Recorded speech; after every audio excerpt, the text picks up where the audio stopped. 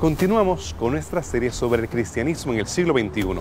Hemos podido reconocer cómo nuestros lentes afectan cómo interpretamos nuestro entorno. La forma en que reconocemos lo que nos rodea se debe a los sistemas de interpretación que nosotros tenemos. Con la arqueología, nosotros podemos tratar de evaluar los descubrimientos del pasado y cómo son relevantes en nuestro mundo de hoy.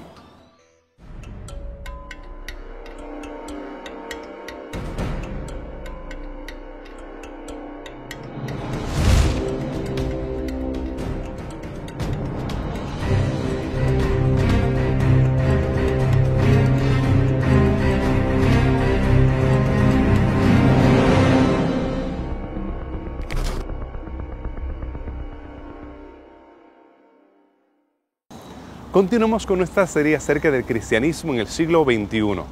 Hemos podido beneficiarnos de sus preguntas, así que gracias por hacerlas a través de nuestra página en Facebook. También les ofrecemos nuestros estudios bíblicos, los cuales también pueden acceder a través de esta página y a través de nuestro correo electrónico. Nosotros pudiésemos estar tentados a pensar que es desde ahora que hay diferentes corrientes de interpretación de la historia. Sin embargo, ¿cuáles son los orígenes? La Biblia es un libro que nos habla de la historia de Dios, ¿correcto? La historia de Dios.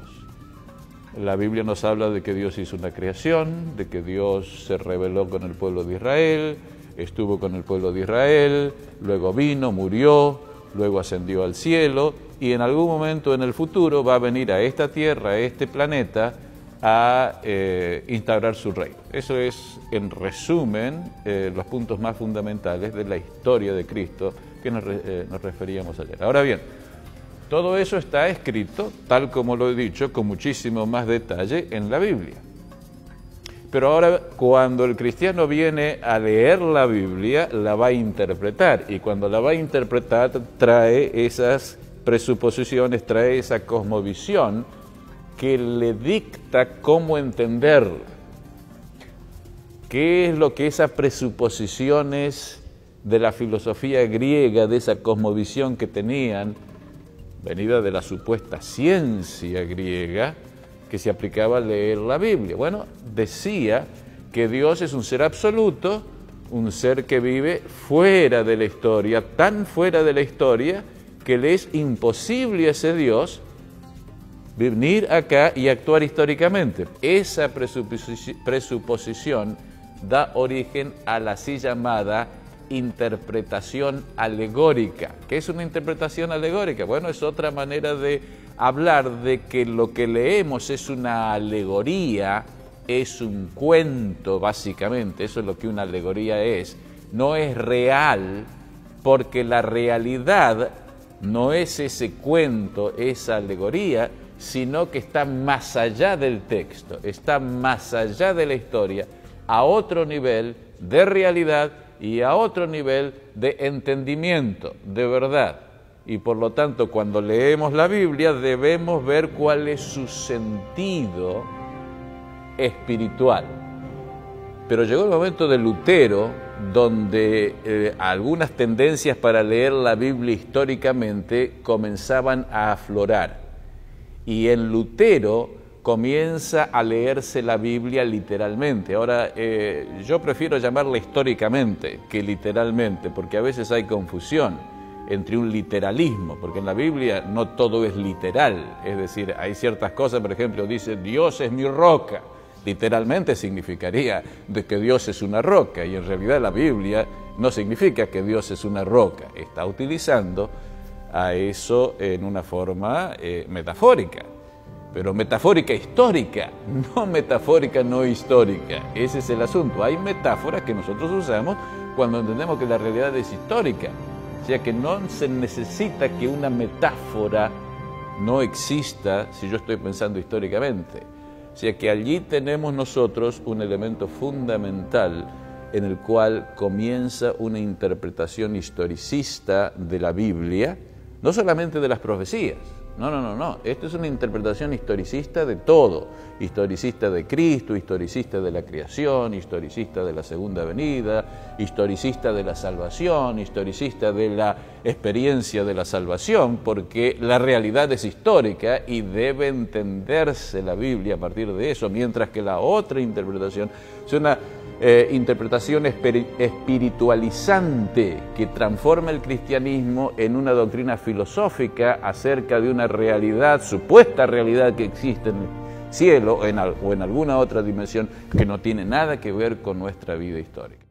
Nosotros podemos notar que el mismo error que fue hecho por algunos de los líderes judíos en cuanto a interpretar de forma literalista las Escrituras, tratando de verlas cumplirse solamente en la nación judía, la vemos que el mismo error es cometido por los romanistas. En este caso, los cristianos querían ver cumplirse las Escrituras en ellos, en la iglesia. ¿Cuáles son los conflictos que hay entonces entre el principio de sola Escritura y el principio literalista que hasta ese momento se estaba promoviendo? ¿Qué significa sola Escritura? Sola Escritura significa la Escritura solamente.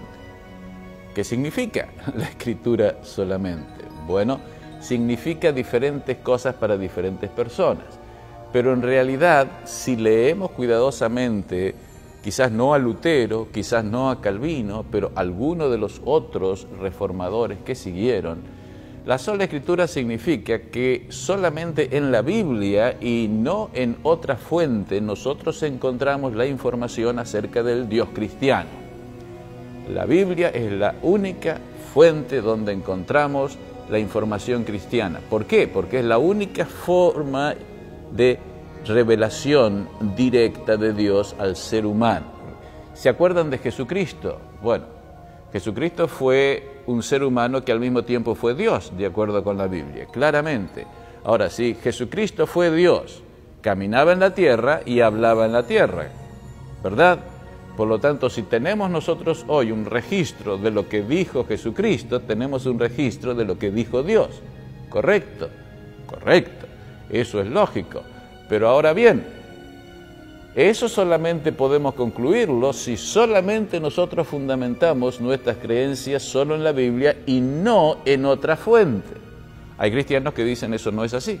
La mayoría de los cristianos dicen que no. Es no solamente la Biblia, pero la Biblia y otras fuentes. ¿Qué otra fuente? Bueno, la ciencia, la cultura.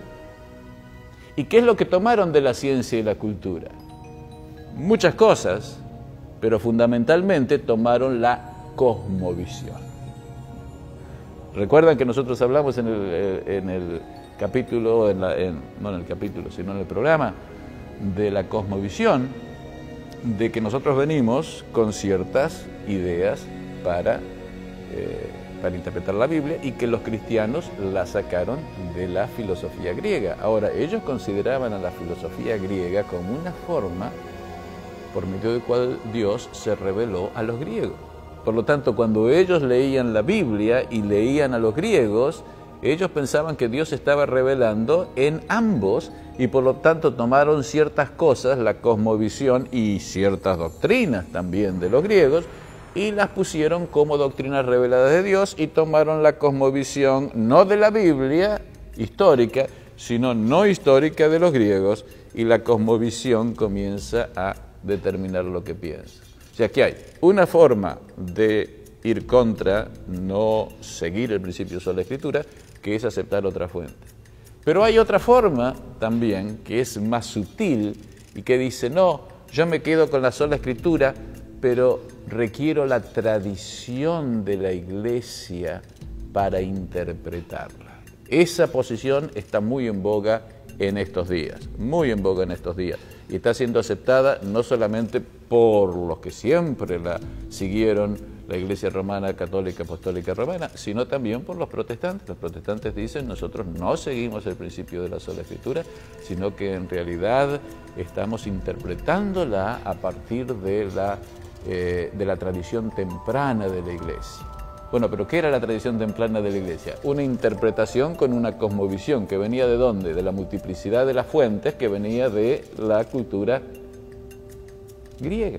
Por lo tanto, no había estaban aplicando el principio de la sola escritura. Es decir, hay dos formas de no seguir el principio de la sola escritura. Uno es negándolo abiertamente y usando otras fuentes. En nuestros días también usamos, por ejemplo, el evolucionismo. Cuando vamos a interpretar la historia bíblica, por ejemplo, e inclusive en la arqueología, nosotros entendemos la historia de una manera distinta, en la cual Dios no está presente ni puede estar presente, ya está así. ¿Por qué? Porque la ciencia dice, puedo solamente aceptar en la historia cosas que han sido hechas por los seres humanos, o sea que cosas que han sido hechas por Dios no la puedo usar. Ni en la creación, ni en la historia, ni en la arqueología, que es la ciencia fundamental de la historia, ¿no es cierto? Porque ahí es donde encontramos los datos fundamentales para entender la historia. No lo podemos poner a Dios ahí. O sea que tengo que ver todos los datos de la historia e interpretar la historia arqueológica y bíblica, es decir, que no tiene arqueología, algunas de ellas, porque Dios ha estado trabajando lo que sea, o no tenemos fuentes para hacerlo. Ojalá tuviéramos fuentes para estudiar cada uno de los aspectos históricos de la Biblia,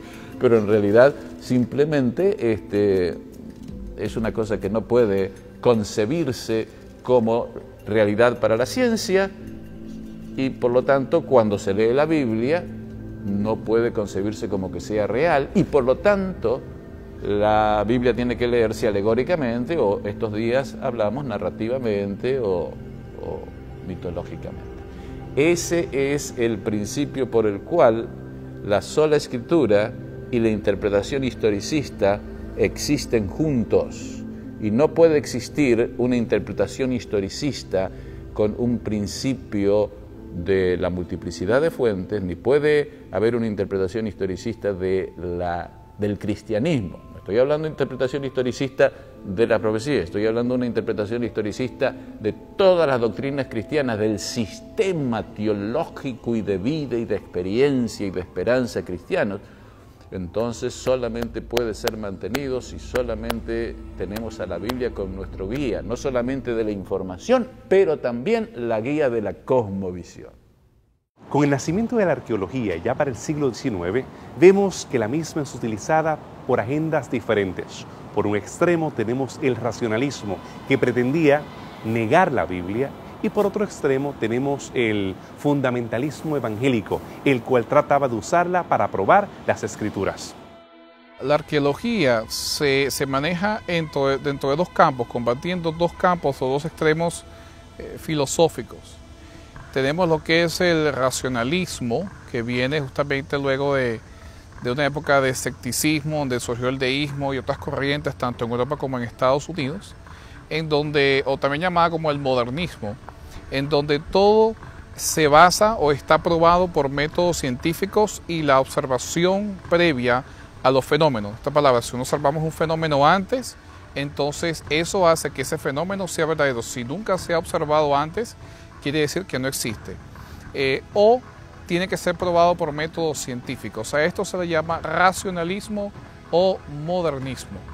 Y obviamente, cuando se viene en el campo de por lo menos el estudio de la Biblia, hay ciertas cosas que son irracionales. Por ejemplo, fenómenos como la resurrección, el abrir del Mar Rojo en dos, el partir del río, las plagas de Egipto, son cosas que son irracionales y al menos que no puedan ser explicadas por un método científico racional, entonces no tiene ningún tipo de validez. Este es un extremo, de hecho, ese extremo llevó al surgimiento del deísmo, en donde se cree la existencia de Dios, pero Dios no se relaciona para nada con los fenómenos y las cosas que ocurren dentro de este universo, porque ellas están regidas por leyes naturales. En el otro extremo del espectro tenemos el literalismo.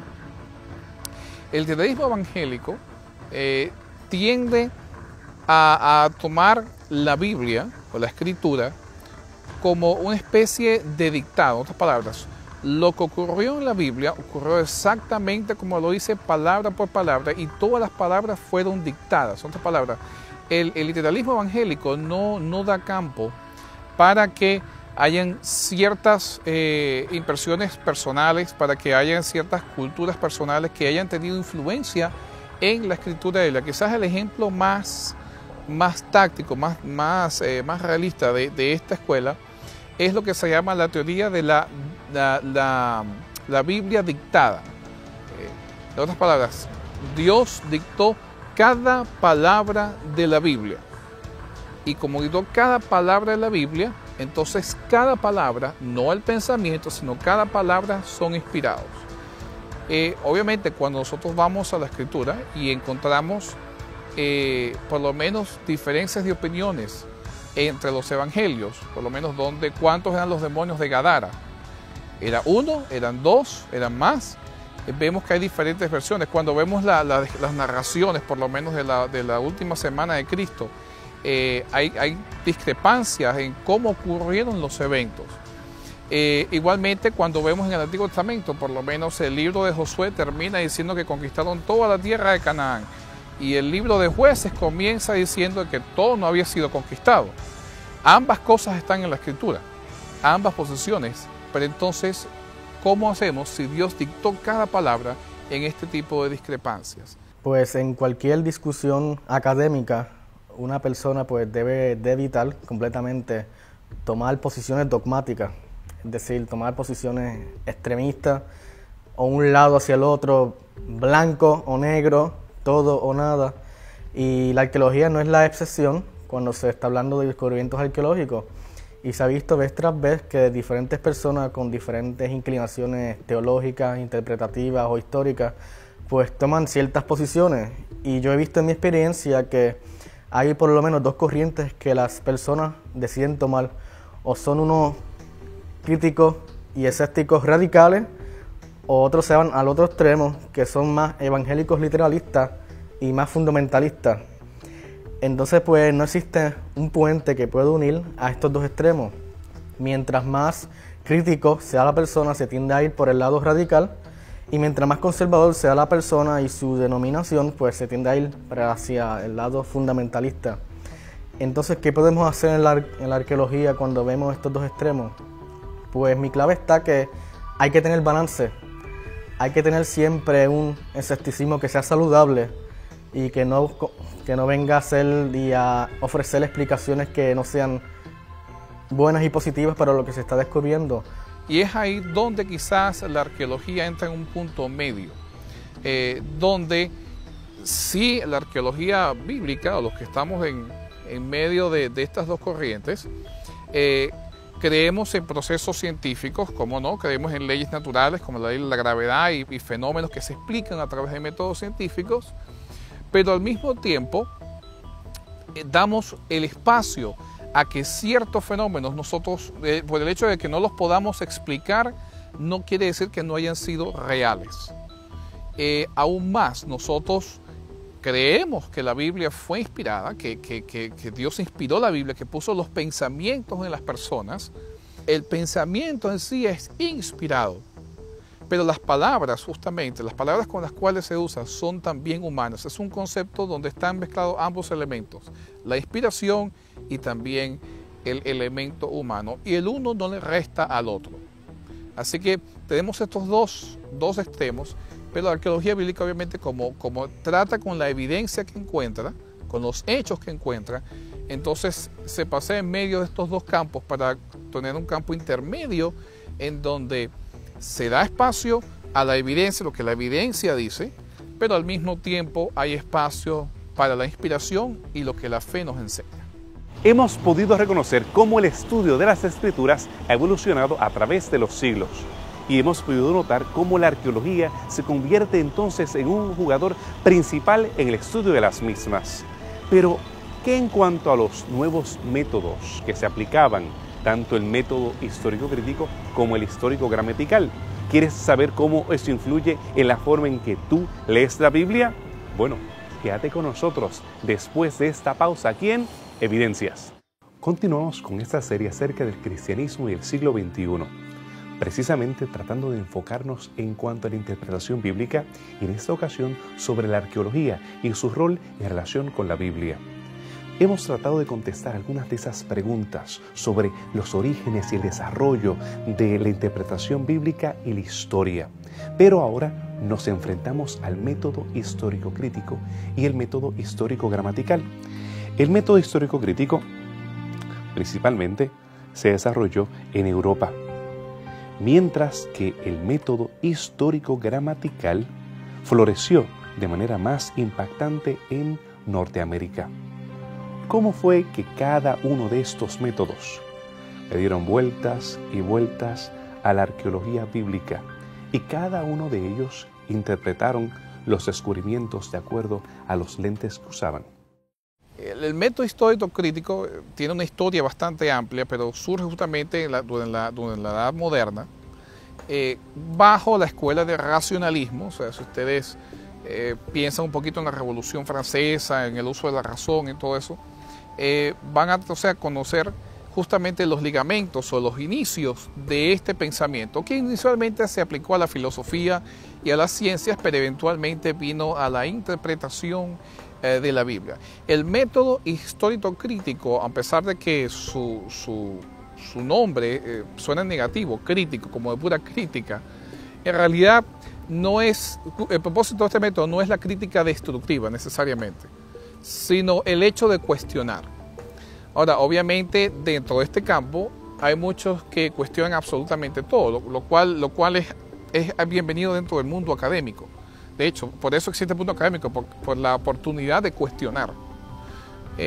Así que el método crítico, los críticos que usan este método, la mayoría comienzan el estudio de la Biblia con una presuposición. Lo que la Biblia dice no es necesariamente cierto. En otras palabras, ellos tratan de sacar lo que es verdaderamente histórico de la Biblia y lo que son sencillamente leyendas, mitologías, historias etiológicas, cosas inventadas por los escritores para justificar bien sea el reinado mesiánico de Jesús o la existencia de Israel o justificar el estado sionista, cualquiera de estas cosas que entran dentro de lo que es la interpretación de la Biblia. Ahora, nosotros quizás vemos el método crítico como un poco escéptico, porque nosotros tenemos una filosofía diferente, una filosofía judeo-cristiana diferente. Sin embargo, es la misma forma con la cual nosotros vemos, por lo menos cuando vemos las leyendas egipcias o las leyendas mesopotámicas, que nosotros puede que haya algo de historia en ellas, pero en su mayoría las vemos como ficción. El método histórico crítico tiene la misma hipótesis en cuanto a la escritura, como es un método que se basa sobre todo no solo en la no veracidad de la escritura, de veracidad desde el punto de vista histórico, sino también en la no existencia de Dios. O sea, Dios no existe, por lo tanto los fenómenos sobrenaturales no se pueden dar. El Estado de Israel no salió de Egipto, sino eran cananitas que formaron una revolución y lograron establecerse en Canaán. Las historias del Éxodo no son reales, quizás hubo algunas plagas, algunas cosas, pero son basadas en historias reales, pero modificadas para poder cumplir algún tipo de función político-religiosa. Por lo tanto, el método histórico crítico, más que el método en sí, algunos que proponen el método histórico, que digo que se adjudican a este método, entonces toman este extremo. Por otro lado, el método histórico gramatical se diferencia en el sentido de que sí a veces deja introducir ciertas presuposiciones al texto y a la información. Y el método histórico gramatical toma muy en serio la información que se presenta, por ejemplo, en la Biblia. Si dice que los israelitas pasaron por el desierto, el método histórico gramatical toma eso como una verdad y usa eso para interpretar la evidencia arqueológica que tenemos en el día de hoy. Y el método histórico crítico ha sido utilizado mayormente y era utilizado en muchas de las denominaciones y de los arqueólogos que eran más conservadores, aunque hoy día pues casi se ha abandonado casi por completo en favor del método histórico crítico. Y la Iglesia Adventista ha sido un campeón del método histórico gramatical hasta estos días. Y esto se debe a que como el método histórico gramatical toma muy en serio la narrativa bíblica, muchas de las doctrinas particulares de la Iglesia Adventista dependen de la seriedad que se tome el texto bíblico. Por ejemplo, el sábado depende de la historicidad del Pentateuco y también depende de una creación literal en 6 días. Por otra parte, las interpretaciones proféticas del libro de Daniel dependen de la historicidad del libro de Daniel y de una fecha temprana. Así que el método histórico gramatical es muy importante para ciertas denominaciones y ciertas inclinaciones teológicas, y también para muchos arqueólogos. Por lo tanto, es importante que cuando nosotros leamos diferentes autores, entendamos de que tienen suposiciones. Y estas suposiciones, presuposiciones, juegan un papel muy importante en cómo el texto bíblico es interpretado. Así que tenemos dos escuelas, la histórica crítica y la histórica gramática. Ambas tienen puntos muy validosos que son usados hoy en día en interpretación, pero nosotros siempre tenemos que estar claros en que nosotros tenemos una presuposición sobre el texto y por ello interpretamos el texto de diferente manera. ¿Quiénes fueron los personajes, los eventos y las circunstancias que dieron nacimiento al movimiento de arqueología bíblica? ¿Y quiénes fueron aquellos que escribieron el epitafio al movimiento de arqueología bíblica? Durante la época de la Primera y Segunda Guerra Mundial, hubo un tiempo de mucha exploración en el Antiguo Oriente, donde alemanes, franceses y británicos comenzaron a descubrir monumentos y ruinas que abrieron la fascinación del mundo americano y del mundo europeo. Tenemos a Henry Lyer, por lo menos, que descubrió los palacios en Nínive, de Ashurbanipal, los paneles. Tenemos el descubrimiento de la roca del rey Mesha. Tenemos descubrimientos impresionantes en Egipto, por lo menos, pirámides. Y vemos que todos estos descubrimientos comienzan a alimentar y vienen como una fascinación justamente a Estados Unidos, donde llegan los reportes. Recuerda que estamos en un tiempo donde no había necesariamente internet, no había los medios que hoy en día tenemos, ¿no? Los medios de telecomunicación y audiovisuales que tenemos hoy en día. Por lo tanto, cuando salió en el periódico, se descubrieron el nombre de Nabucodonosor en Babilonia, por lo menos. La revolución que eso causó y el despertar que eso causó en el pueblo evangélico norteamericano y en el pueblo europeo también fue inmenso. De hoy en día ustedes pueden ver, van a los museos británicos, el del Louvre en Francia, en el de Berlín, Alemania, usted ve cantidad de monumentos pertenecientes a esa época, bíblicos, que fueron transportados completamente hacia estos museos en auge de la fascinación de estos descubrimientos bíblicos. Y aquí surge lo que se llama el término arqueología bíblica. Esta palabra, la arqueología que tenía que ver con los eventos, las historias, los personajes, las ciudades que están descritas dentro del contexto bíblico. Quizás el mayor auge de la arqueología fue durante lo que se llama la escuela de Albright. Albright es un arqueólogo muy famoso que logró en realidad establecer el concepto de la arqueología como sustento y probatorio de lo que es el texto bíblico. Después de él vinieron varias personas que estudiaron bajo su influencia y también lograron establecer la disciplina y poder darle base científica al estudio de la arqueología que justamente apoyaba la escritura. Sin embargo, a mediados del siglo XX, estamos hablando entre los años 1940, 50, 60 y 70, hubo un cambio entre el erudismo académico en las altas esferas, en la arqueología, donde la influencia de la alta crítica influyó bastante en la manera como se veía la Biblia. De esa manera muchas personas pues comenzaron a hacer lógica en su mente y decir pues si la Biblia no es históricamente confiable y si hay ciertos problemas, ¿por qué llamar a la arqueología bíblica? ¿No será eso un poco incorrecto llamarle bíblica? Así que muchas personas comenzaron a distanciarse de llamarle arqueología bíblica y comenzaron a buscar otras alternativas, ya que con los descubrimientos aparentemente que eran contrarios a la Biblia, como por ejemplo, ellos mencionan el caso de Jericó, el caso del Éxodo, la falta de evidencia del Éxodo y otros descubrimientos que para ellos son pues completamente claros, pues ellos comenzaron a desarrollar otras técnicas para alejarse de la arqueología bíblica. Y es por eso que hoy día vemos esta diferencia donde se le llama por diferentes nombres. Ya no se le llama arqueología bíblica, ahora se utilizan otros nombres como arqueología del antiguo cercano oriente, arqueología de Sirio-Palestina, para evitar el nombre bíblica, arqueología clásica, más o menos en ese periodo, arqueología del Mediterráneo, arqueología de las religiones del Mediterráneo, y todos estos nombres tienen por principio evitar decir arqueología bíblica. Quizás el error más crucial que ocurrió en aquellos que quisieron promover la arqueología bíblica fue justamente el sobreasumir ciertas cosas antes de poder sobrepesar la evidencia en lo que habían asumido. Voy a tomar quizás un caso un poco más exagerado. No voy a hablar mucho de Albright, porque Albright fue un buen arqueólogo que cometió ciertos errores y después se los debatieron, pero él trabajó con la evidencia que él tenía. Pero voy a hablar de una persona quizás más cercana a nuestra era, que no es arqueólogo. Voy a decir de hecho no es arqueólogo. Su nombre es Ron White.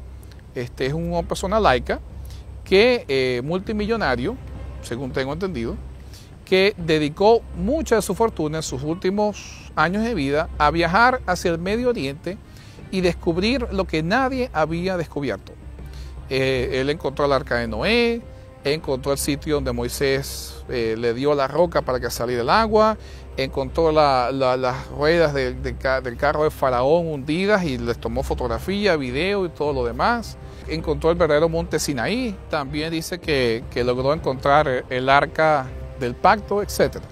Lo interesante es que muchos de sus descubrimientos no son necesariamente verídicos. En cuanto a las ruedas de Faraón, para darles unos cuantos ejemplos, en cuanto a las ruedas de Faraón, hubo una expedición de Andrews que se fue a verificar esto. Se metieron, se sumergieron y cuando lograron encontrar las supuestas ruedas de Faraón, se dieron cuenta que eran formaciones corales, que dependiendo del ángulo donde tú tomes, puede parecer una rueda de Faraón o puede ser otra rueda cualquiera. Aparte de eso, lo que él describe como ruedas de Faraón no se acopla en realidad con las ruedas de los carruajes de Faraón que existían en aquel entonces, y por encima de eso, el uso de carrozas para propósitos militares, en realidad durante la época del Éxodo no era muy prominente. De hecho, quizás el único que tendría un carruaje para irse un carruaje de estilo militar, un chariot en inglés se dice, sería el faraón mismo y quizás alguno de sus capitanes. Pero la mayoría del ejército de Faraón andaba a pie. El sitio donde él dice que Moisés golpeó la roca y salió agua, él dice que esta formación determina porque se ve el fluir de las aguas. Bueno, resulta que en el mismo sitio con otras 12 rocas que tienen la misma apariencia. ¿Por qué él escogió esa precisamente? No sabemos. Y así el arca de Noé y así otros descubrimientos que él hizo, la mayoría han probado ser en realidad falsos. Él no hizo tales descubrimientos. Él lo puso en un video, le dio la característica que quiso, pero en realidad no eran descubrimientos arqueológicos. Y es allí quizás donde se ha cometido el error y lo que ha llevado a muchos a ir al otro extremo del escepticismo total, en donde cualquier descubrimiento que se relaciona con la escritura, entonces inmediatamente lo niegan y tratan de decir de que no es cierto y que es invento de aquellos que quieren probar la Biblia como es verdad. Y déjame decir lo siguiente: la Biblia no necesita de la arqueología para ser probada, mucho menos la fe de una persona en la Biblia. Es importante que nosotros entendamos esto. Nosotros creemos en las historias de la Biblia por fe.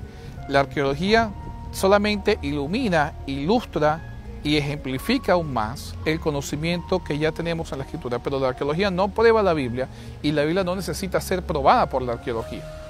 Y es un punto muy importante que nosotros debemos tener. Podemos entender que la arqueología fue secuestrada por diferentes campamentos con diferentes agendas. En un extremo teníamos los métodos histórico-críticos que pretendían negar lo sobrenatural y utilizar el método científico, empírico, para poder buscar explicación a lo que la Biblia le da connotaciones sobrenaturales. En otro extremo tenemos a los fundamentalistas que trataban de utilizar la arqueología para probar la Biblia. Claro está, probando las interpretaciones que ellos tenían de las Escrituras. Fue precisamente William Foxwell Albright el que comenzó este movimiento de arqueología bíblica. Y más adelante uno de sus descendientes intelectuales, vía Wright y Wright, tenemos a William Dever tratando de declarar difunta la arqueología bíblica. ¿Cuáles fueron algunos de los métodos que se incluyeron en el campo que llegaron a esas conclusiones? ¿Y en qué estatus estamos hoy en relación a la Biblia con la arqueología? Si quieres escuchar la respuesta a estas interrogantes, quédate con nosotros después de esta pausa aquí en Evidencias. Hemos llegado a la parte final de este programa y sí, reconozco que ha sido pesado, pero es que precisamente las preguntas que nos has estado haciendo han sido difíciles. Hemos estado tratando de ver la relación entre la arqueología y la Biblia y los métodos, cómo han evolucionado a través de los siglos y el estatus actual. Vimos cómo comenzó este intento de poder probar las escrituras y el movimiento de la arqueología bíblica y cómo fue asesinado por algunos eruditos, especialmente William Dever, proclamando la arqueología siro-palestina. Pero, ¿cuáles fueron realmente los métodos que influyeron?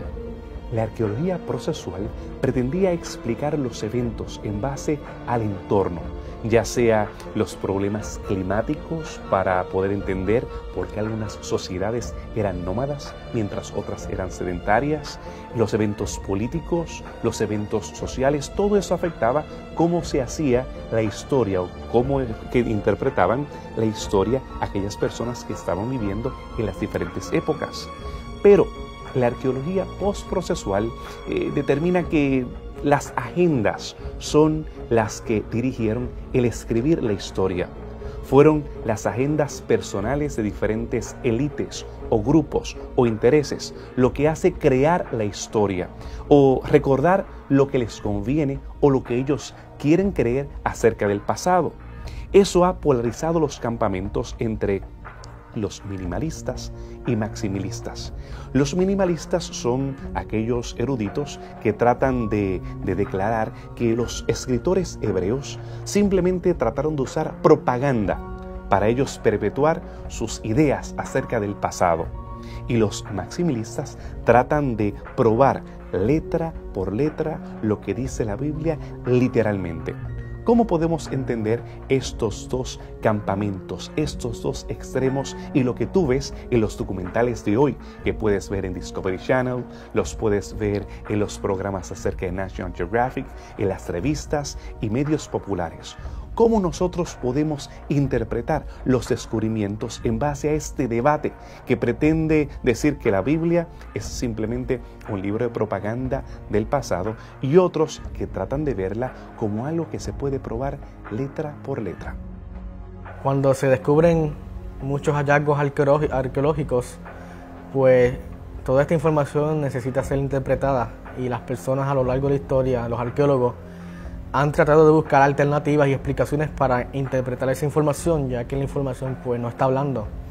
Y por lo tanto, muchos arqueólogos pues han venido de diferentes trasfondos culturales, sociales, históricos, religiosos, teológicos, y todas esas cosas influyen en la manera como ellos deciden interpretar el hallazgo arqueológico. Así que las personas pues desarrollan estas filosofías que no vienen de la nada. Estas filosofías no aparecen porque una persona dijo, pues así es y así va a ser. Hay muchas influencias, muchos factores que están en el externo, en el ambiente, y están en la mente del arqueólogo para que ellos creen estas diferentes corrientes filosóficas que ayudan a interpretar la arqueología y los hallazgos arqueológicos.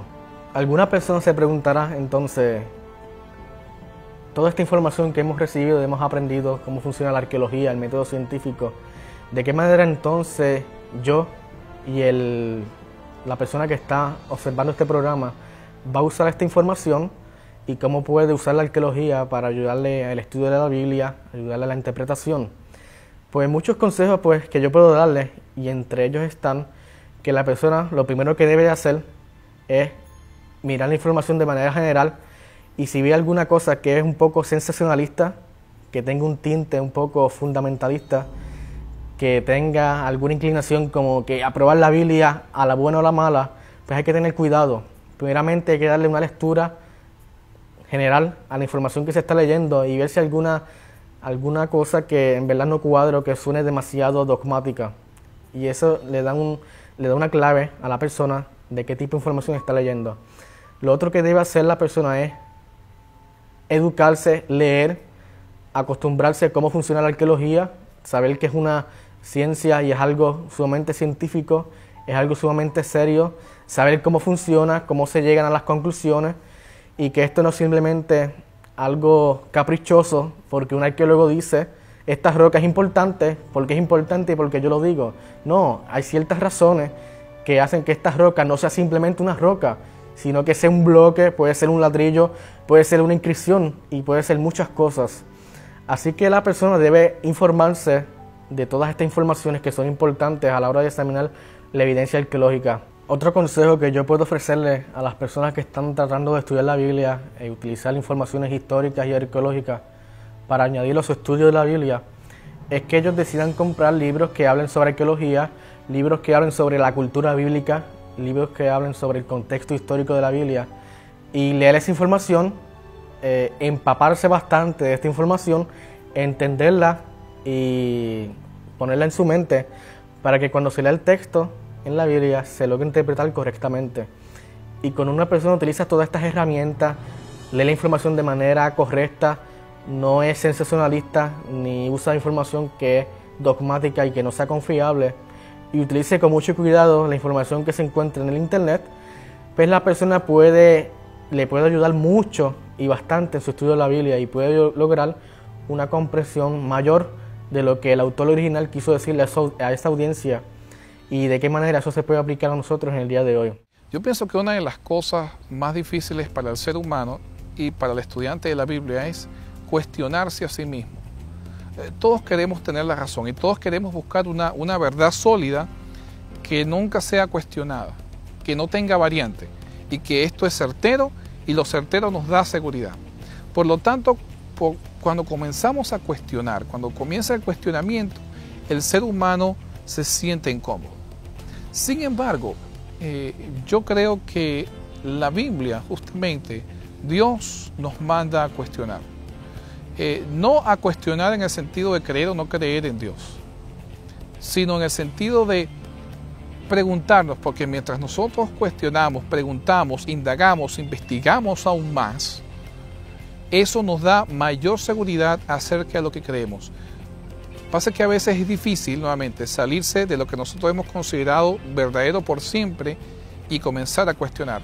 Pero creo que justamente ese es el llamado de Jesús cuando le dice a los judíos, ustedes creen que conocen las Escrituras y las investigan, pero véanlas bien, examínenlas y ustedes verán que no solo en ellas encuentran la vida eterna, sino también me encuentran a mí.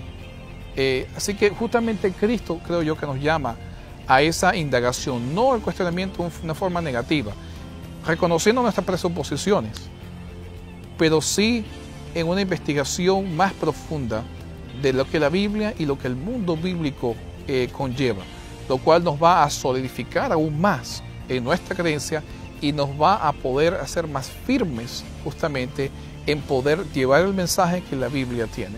Por lo tanto, no es negativo cuestionar, siempre y cuando nosotros sepamos las presuposiciones que tenemos en tal cuestionamiento. Mi recomendación a usted, mi querido amigo que me está escuchando, es la siguiente.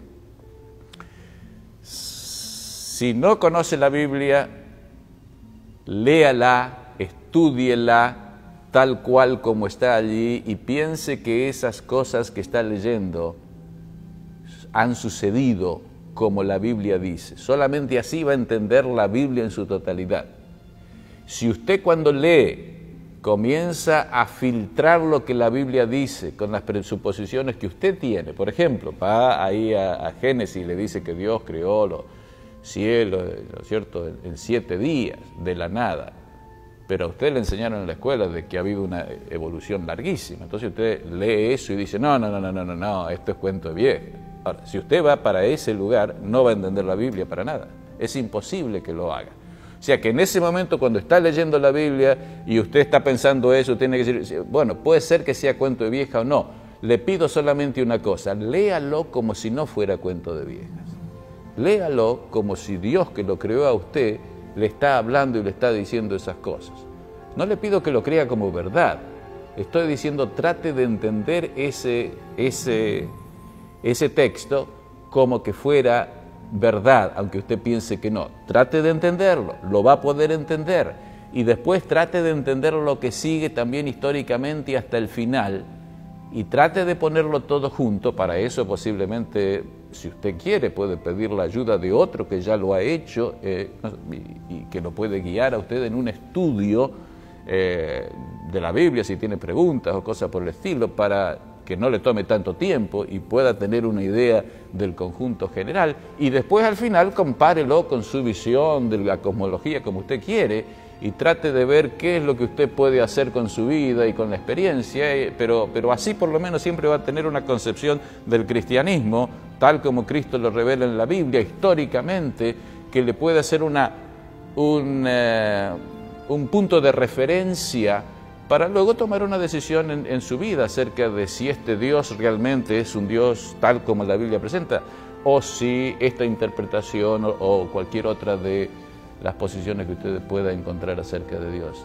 Por lo tanto, es muy importante darle una oportunidad a la interpretación historicista, entender también la otra interpretación, por supuesto, si usted pertenece a una tradición cristiana que la entiende mayormente espiritualmente y alegóricamente, trate de compararlas, porque le aseguro que va a hacer mucho más sentido para usted la interpretación historicista que cualquier otra interpretación que usted haya entendido o haya estudiado hasta este momento. Líderes judíos hace 2000 años atrás trataban de probar literalmente las profecías bíblicas en relación al pueblo hebreo, y por esa razón tenían la expectativa de un reino literal por parte de Jesús y sus discípulos. Ellos fueron decepcionados cuando Jesús le da una interpretación espiritual a sus más anheladas esperanzas. Los cristianos más adelante también trataron de interpretar de manera literal las escrituras en relación a ellos, probando que ellos eran el nuevo Israel, el pueblo de Dios. Ese debate entonces entre reformadores, aquellos que defienden la sola escritura y aquellos que trataban de aplicarla a Roma, fue realmente catastrófico. Fue entonces cuando interviene la arqueología, y la arqueología es tomada por dos campos.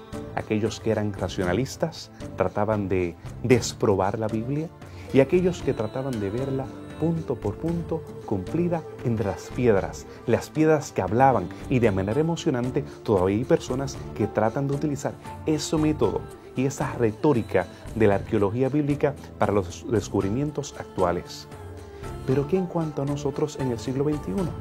Bueno, tenemos que reconocer que muchas de las teorías en cuanto a el éxodo, con una campaña impresionante como Albright trataba de probarlo, fracasó. Muchas de aquellas teorías en cuanto a la arqueología bíblica han fracasado.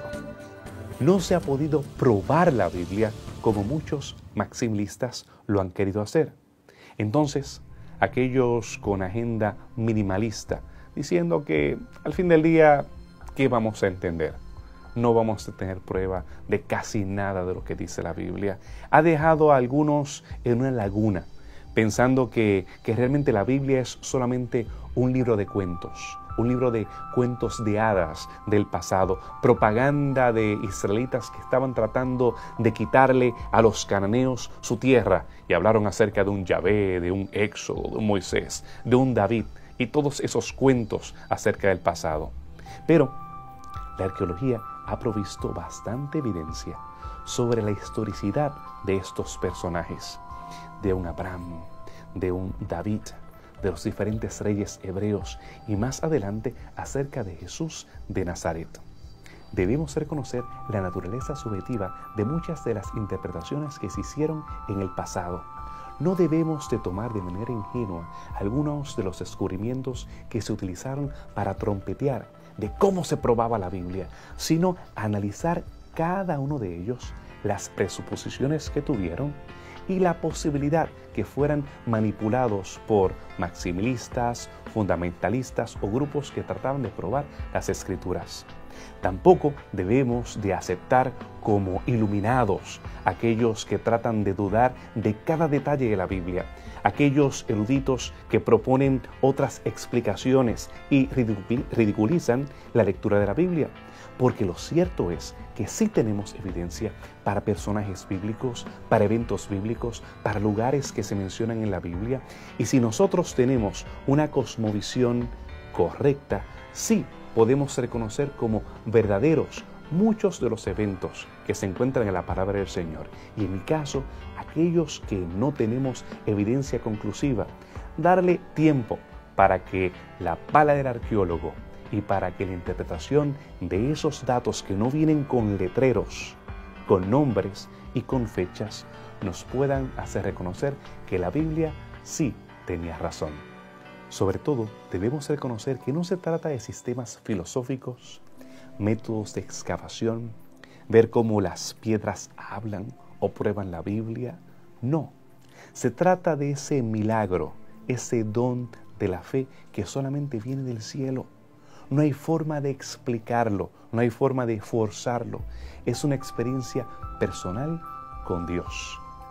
Si tú, al estudiar las Escrituras, le pides al cielo que te ilumine, entonces tendrás la capacidad para tener una visión de la arqueología, de los eventos actuales, de los eventos que están por suceder a la luz de la experiencia con el hombre de la historia. El hombre de la historia que no era hombre por naturaleza, que era Dios encarnado. Entonces, el Dios de la historia será capaz de hacer ese milagro en tu vida y en tu experiencia, como lo ha hecho en la mía. Que Dios te bendiga.